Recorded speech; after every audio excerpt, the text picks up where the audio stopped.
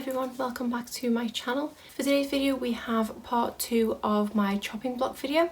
So this is now coming back and going through the items that I did put on the chopping block and letting you know whether I am going to declutter them or whether I'm going to keep them in my collection.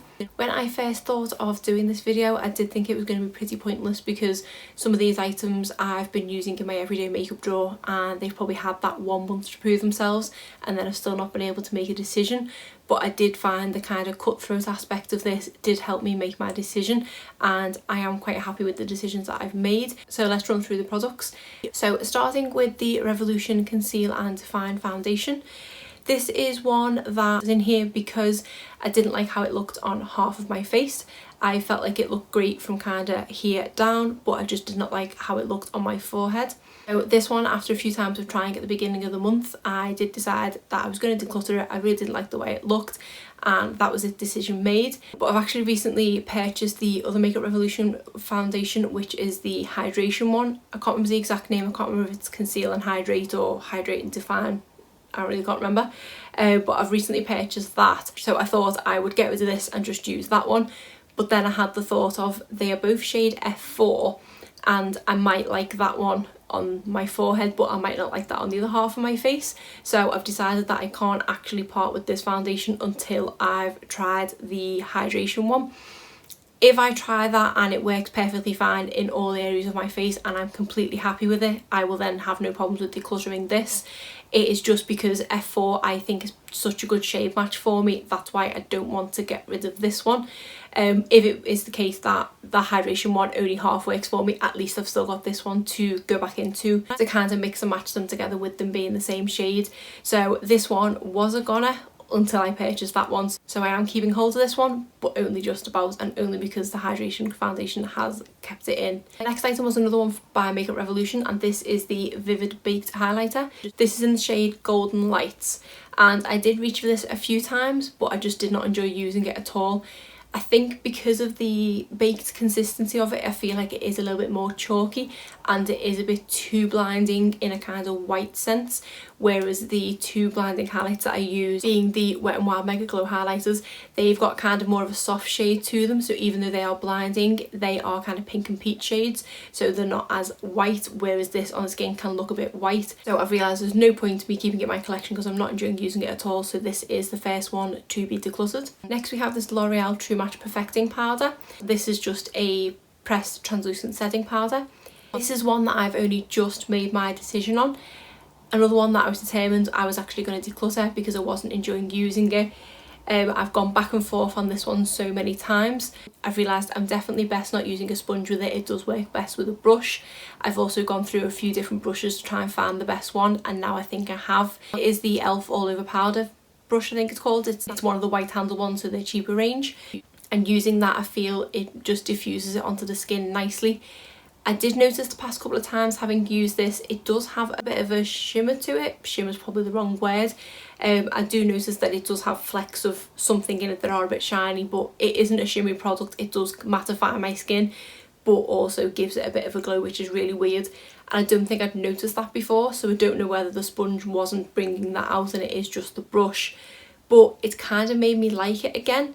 Because I do have some dry patches on my skin, I do tend to wear a kind of more dewy looking foundation, but I don't like an overly dewy look, so applying this on top seemed to be the happy medium because it was mattifying it so that it didn't look too dewy, but then that shimmer that, or whatever it is that was in it, was making my skin not look too flat. So I'm actually going to keep this. This was one that I did think I was going to declutter, but I have been really enjoying using it, and I think I've been using it more, as it kind of says, it's a perfecting powder. I've not been using it to set my makeup, I've just been using it in certain places where I just want it to look that little bit more airbrushed, and I think it does the job of that. So I think it was user error for why I didn't like it in the first place, because I just wasn't using it in the right areas for me anyway. So yeah, this is one that I am actually now going to keep. Then we have this 17 blush, and this one is in the shade China Pink. I've given this one a good few goes over the month and I've decided that the shade isn't quite for me, and I'm also not a huge fan of the formula. It's not the longest lasting, and I do find it is kind of wherever your brush lands, that's where the most pigment is, and it's a bit hard to blend out, and then I end up kind of blending it down to nothing. So it's a bit too finicky for me to be bothered to work with. I've got so many more other blushes in my collection that I enjoy using a lot more, so I'm going to declutter this one. The other blush I had in my collection was this e.l.f. Primer Infused blush. This one is in the shade Always Cheeky.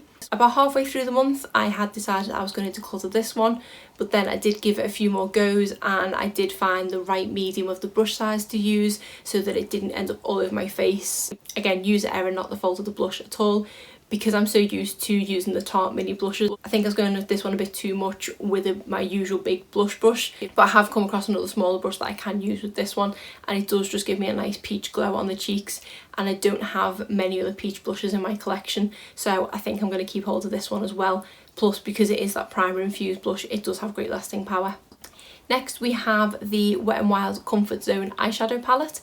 This was in my everyday makeup drawer for September, so I did get quite a lot of use out of it, but I did find myself predominantly reaching for the green shade, which I did think I would. In the first video of this I did say that these shadows down this side here I probably have a million times over in my collection, and it was more this side that I was drawn to. But having now worked my way through I think every shade in this palette over the past month or so, it is just this shade that I am going to miss from it. Even though I do really like these two definer shades at the bottom, I don't reach for them an awful lot because they are quite dark.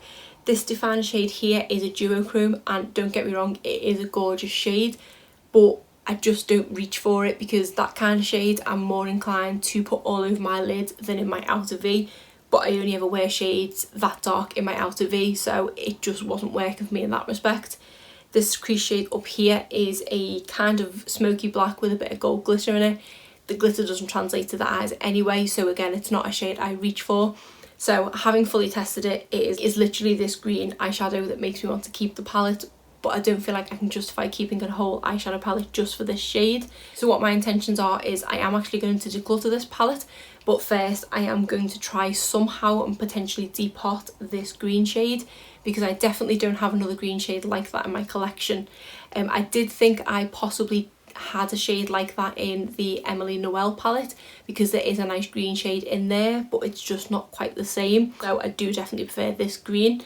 But if I can't depot it, then I do know I have got that one in the Emily Noel palette to fall back on. It is quite similar, to be honest, it's just not quite the same. But I've had a look around this palette and I don't think, other than completely destroying it, there's going to be any easy way to depot just this green. So if anyone's got any tips of how to depot this, please let me know. I would be grateful for any suggestions. Other than that, if I can't do it and I end up completely destroying the palette anyway, it's just going to go straight in the bin. So I have decided to finally part with this, but hopefully I can keep just the green shade in there. Next we have this eyeliner by Essence. This is the Superfine Waterproof Eyeliner Pen. My problem with this is that the nib is a little bit too long, that I didn't feel like I had any precision with it, and I also found that this had a bit of trouble going over shimmer eyeshadows. Most of the eye looks I create, if not 95% of the eye looks I create, do have some sort of shimmer incorporated in them somewhere, so this just wasn't the kind of eyeliner for me if it struggled to go over a lot of the shimmer eyeshadows that I was using. I did try and use it a good few times this month, but it was just a continuous battle of having to constantly go over and then not having the control because of the length of the nib, and then ruining eye looks anyway. So because it's not one that I shelled out a lot of money for, that I feel like I have to fully get my use out of, I probably paid no more than £2 or £3 for it, I am going to declutter this one. Then we had a kind of 2-for-1 with these brow pencils from e.l.f. These are in two different shades, one being medium brown and one being taupe.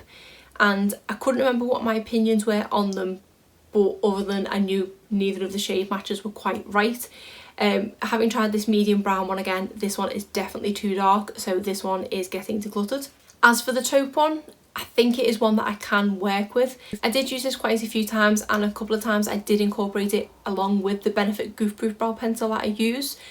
I do find that with the Goof Proof I kind of do my brows so quickly, but on mornings where I did have that little bit longer, I did kind of find myself going into this one, and it is a little bit darker of a shade than the Goof Proof one, so this might be one that's good to keep in my collection for, say for example, I'm going on a night out and I perhaps want a slightly darker brow than just my kind of day-to-day, just filling them in sort of look. Plus, because of the type of nib on this, it is a bit more precise, so I can kind of fill my brows in the way of drawing more brows in, whereas the Goof Proof for me is just a 1 over swipe of colour. So I am actually going to keep this one in my collection with the intention that I still will use my Goof Proof on a daily basis, but I will pull into this one occasionally. Then finally on to the couple of lip products I had in here. The first one is this Maybelline Superstay Matte Ink, and this is in the shade Poet. I used this a couple of times but then just made the decision that the shade is just not for me at all. I don't think it helped that we're now kind of leaving summer and getting into the autumn months, and I especially don't want to wear lighter lipstick then. It is just too light of a shade.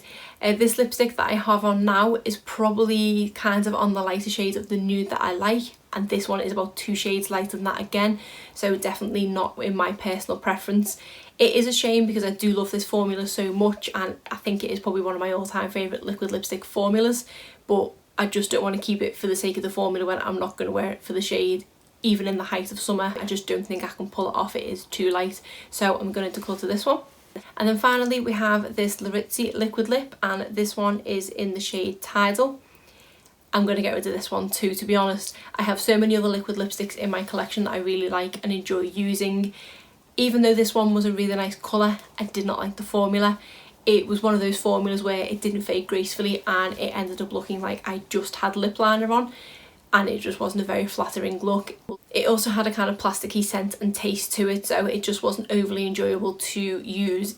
Yes, okay, it looked nice when I first applied it, but it just didn't look nice for long enough to be able to justify to keep it. And I say I've got plenty of other liquid lipsticks in my collection that I enjoy using so much more, and I've probably got one this shade anyway, let's be honest. So this is another one that I'm actually going to declutter. So out of the 10, technically 11 because of the 2 brow pencils that I had on the chopping block, I'm actually only keeping these 4 items, so it is more than 50% that I am getting rid of, so I am quite happy with that. I was hoping to get rid of at least 50%, so more than happy to just have kept these 4 products. And I've still got the case of this one is still kind of on the wire in that if I don't need it anymore, should that other foundation work out, I will be getting rid of it. I get really happy with my choices and I feel so much better having decluttered things that I was just never using. So these are all the items that I'm going to get rid of. So yeah, that is very satisfying. I probably will do another one of these chopping block videos in the next month or so. I do have a couple of things in mind that I already want to put in there that I'm not 100% sure on where I stand with them. But I will probably do another video like this coming soon. And then I think I'm just going to do a general declutter video as well, because I've got things that I've been putting to the side that I no longer want to use. But they kind of aren't just makeup related, they are beauty and skincare and things as well. So I will probably, once that box is a bit fuller, do just a general declutter video. I know quite a few people like to do sort of declutters in the springtime, but for me I find it more therapeutic doing it at this time of year, just so I can make room for all the gift sets that come out over Christmas to justify treating myself in the festive period. But that's it for today's video. If you did enjoy it, please give it a thumbs up and subscribe if you're not already. Thanks.